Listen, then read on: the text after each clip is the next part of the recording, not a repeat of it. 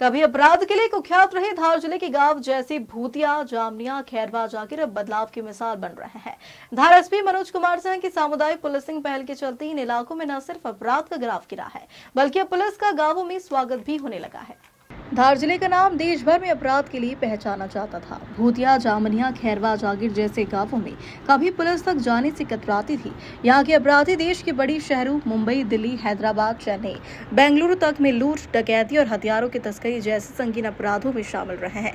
बीते 2 वर्षों में ऑपरेशन प्रहार के तहत धार पुलिस ने 13 अवैध हथियार फैक्ट्रियों पर छापे मारकर 443 देसी कट्टे, पिस्टल और हथियार बनाने के उपकरण जब्त किए हैं। कई बदमाश भी हथियारों के साथ गिरफ्तार किए गए, लेकिन अब धार बदल रहा है।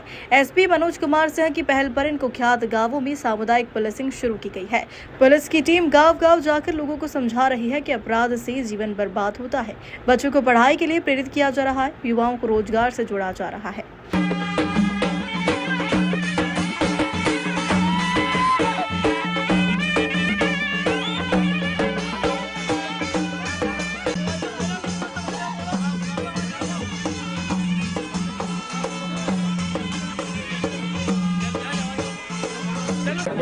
आपसे उनसे मुलाकात हुई थी ना, मैं कहा कि मैं गाँव में याद है ना।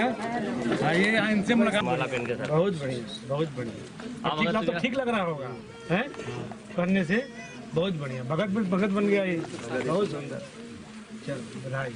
आज जिले में साहब का 2.5 साल तो हो गए ऊपर, और गांव में इसलिए आए हैं कि आप लोगों से मिलने के लिए। भूतिया गांव सबको राम राम। देखिए, आज से करीब 2-2.5 साल पहले जब अलीराजपुर एसपी था में, तो हमारे यहाँ एक वारदात हुई। अलीराजपुर जिले में घटना हुई, तो उस घटना सोच सकते हैं, समझे ना। तो वारदात थोड़ी बड़ी थी, लेकिन जब हम लोगों ने उसका पतासाजी शुरू किया और बात शुरू की, तो मैं बड़ा आश्चर्य की बात है। ये कहाँ संभव है भाई कि अपने ही देश में। माननीय पुलिस अधीक्षक महोदय एसपी साहब मनोज सिंह कुमार जी के निर्देशन में हम उनसे मुलाकात की है। जैसे ही अतिथि शिक्षक के ऑनलाइन फॉर्म भर रहे हैं, हमने चारों ने ऑनलाइन फॉर्म भरे हैं, और सीओ साहब से भी हमारी मुलाकात हुई है। उन्होंने कहा है कि निश्चित ही जो आप प्रक्रिया कर रहे हो उनमें हम आपका सहयोग करेंगे, और जो भी पढ़े लिखे युवा हमारे साथी हैं उनसे भी हमारी अपील है कि शासन के द्वारा और एसपी साहब के द्वारा अच्छी मुहिम चल रही है हमारे खिलाफ। जो ड्राइवर के लिए भर्ती निकाली है, प्रयास चल रहा है, होमगार्ड के लिए प्रयास चल रहा है, उनमें भी उनकी भर्ती करेंगे। जो भी पढ़े लिखे मेरे साथी हैं उनसे अपील है, जैसे बारिया गांव और बाकनेर हमारे पास में पड़ता है, जो धंधा नहीं करते और करना भी नहीं चाहते हैं, अवैध धंधे से बाहर निकलकर अच्छी जिंदगी जिए। हमने भी चारों ने फैसला लिया है कि हम भी अच्छी ज़िंदगी जीना चाहते हैं। एसपी साहब और सीओ साहब के पास हमने आज मुलाकात की है। उन्होंने आश्वासन दिया है कि आपको अतिथि शिक्षक में लगा दिया जाएगा, और जो बच्चे युवा पढ़े लिखे हैं उनके लिए भी प्रक्रिया जारी है। तो मेरा आप सबसे निवेदन है कि अच्छी ज़िंदगी जियो और कट्टे का धंधा बंद करके सरकार की मुख्य धारा से जुड़ना चाहे। धन्यवाद सर। देखिए, सिगलीगर समाज का जो व्यक्ति थे धार जिले में, सबको पता है कि वो लोग अवैध हथियार बनाने में बड़े निष्णात थे, और उनके बनाए हुए हथियार से यहाँ बहुत संवेदनशील और जघन्य अपराध हुआ करते थे। साथ में ये लोग तस्करी में लिप्त थे, और बाहर के राज्यों में भी अवैध आर्म्स की सप्लाई किया करते थे। उसी को ध्यान में रख के जैसे मैं पदस्थ हुआ धार जिले में, सबसे पहले इनके साथ बहुत ही सख्त कार्रवाई किया।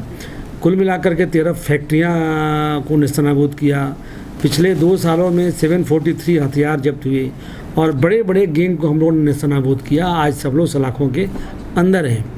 जब इनको मैंने करीब से देखा और समझने का प्रयास किया, तो मुझे लगा कि इनकी जो समस्या है, जिस कारण से ये लोग पुश्तैनी बता करके अपराध में लिप्त हैं, इनको समाज के मुख्य धारा से जोड़ना भी आवश्यक है। तो इनके बीच में जाना शुरू किया। मैं बारिया गया, मैं सिंघाना गया, बाकानेर गया, जहाँ जहाँ इनका निवास है, इनके गांव में जाकर एक खाटला बैठक किया, इनकी पूरी लिस्टिंग भी किया मैंने, कितने पुरुष हैं, कितने महिलाएं हैं, कितने अपराधों में लिप्त हैं, कितने का क्रिमिनल रिकॉर्ड है, कितने बच्चे हैं, और एक बहुत ही बेहतर संवाद स्थापित करने का प्रयास किया, जिसका परिणाम है कि पिछले 6 महीने में आप देख रहे होंगे कि कोई बहुत बड़ी गैंग ट्रेस नहीं हुआ है, कोई बहुत बड़ा हथियार इनके पास नहीं मिला है।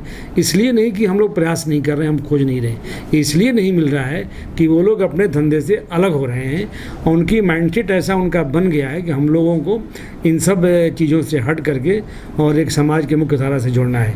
इसी क्रम में आपको बताने में मुझे खुशी है कि जो भी इनके समाज के पढ़े लिखे लोग हैं उनको हम लोगों ने चिन्हित करके उनको नौकरी दिलाने का प्रयास किया। कल ही मेरे पास 4 बच्चे आए थे और चारों को हम कलेक्टर साहब से बात करके, सीओ जिला पंचायत से बात करके, हम चारों को अतिथि शिक्षक में यहाँ नौकरी देने जा रहे हैं। कुछ बच्चों को हम लोगों ने प्राइवेट जॉब में रखा है। तो एक बेहतर संवाद स्थापित करने से पुलिस प्रशासन और सिगलीगढ़ समाज के बीच एक भरोसा उत्पन्न हुआ है, जिससे ये लोग अपना मूल जो इनका अवैध धंधा था उसको छोड़ करके समाज की मुख्य धारा से जुड़ रहे हैं, और अवैध शस्त्र की तस्करी थी उसमें भी काफ़ी कम हुआ है बनाने के साथ साथ।